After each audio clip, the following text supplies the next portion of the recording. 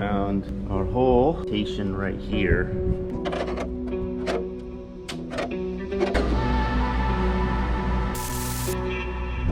guys can see that. It's a pretty sizable dent. A little chingus there. Clean up this lower. We straighten this out. I don't know if you see the taper in that. Just kind of open it up so it's easy for installation. A little bit of a dent there. A little flange kind of bent there. We'll fix that.